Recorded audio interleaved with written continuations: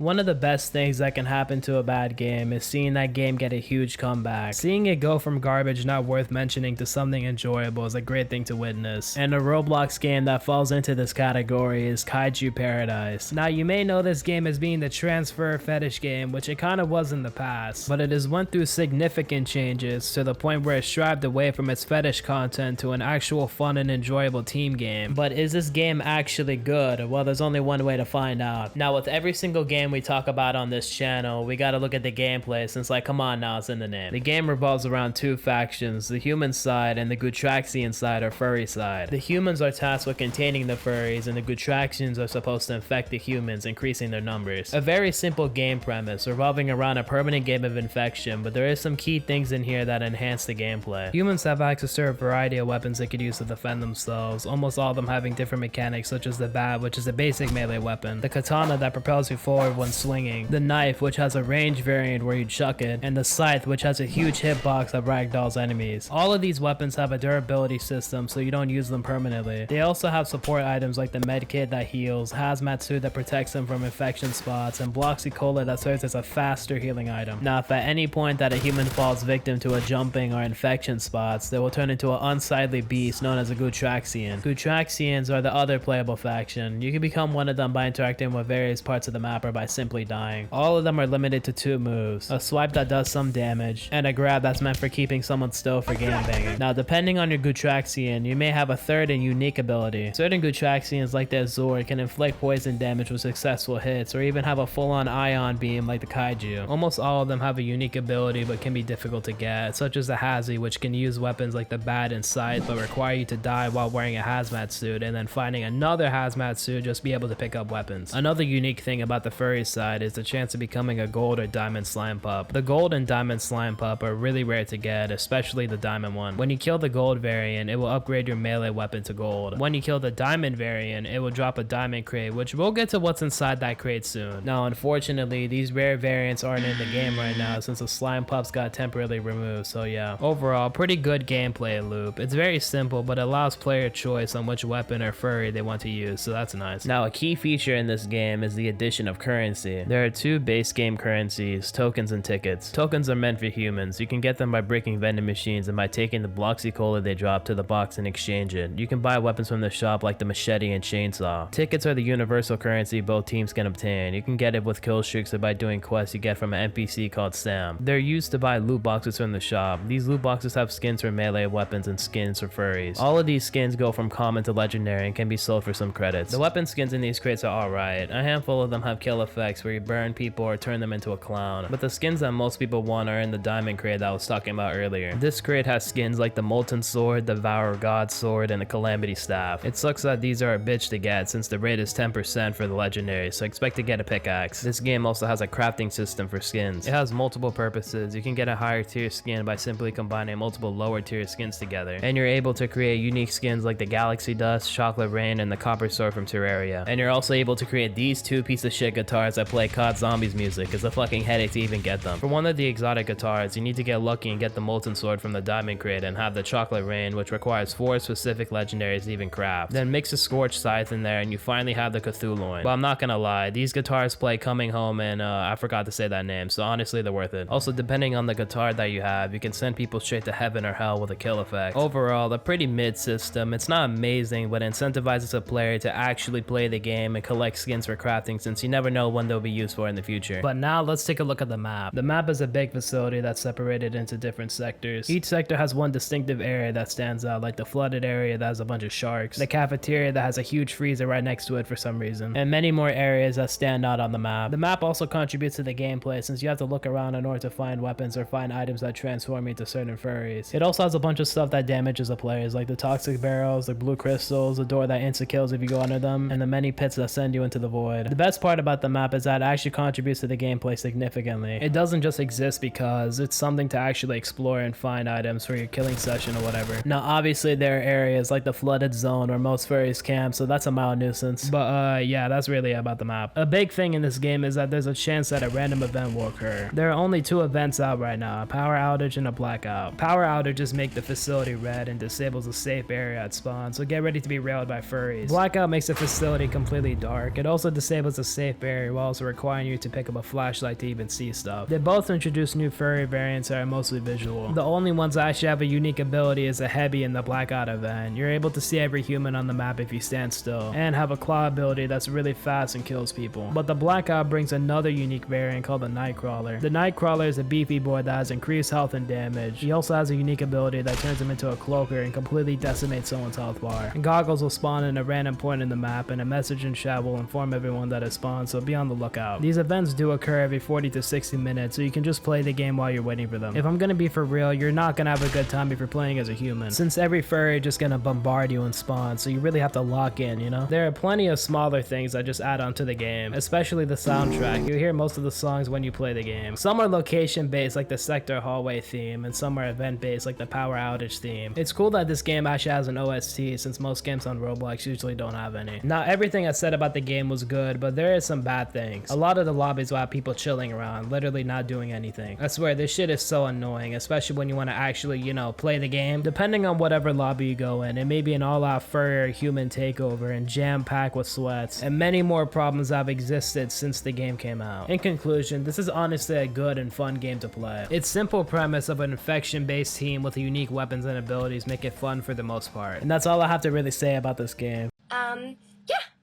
Okay, love you guys. Don't forget to smile.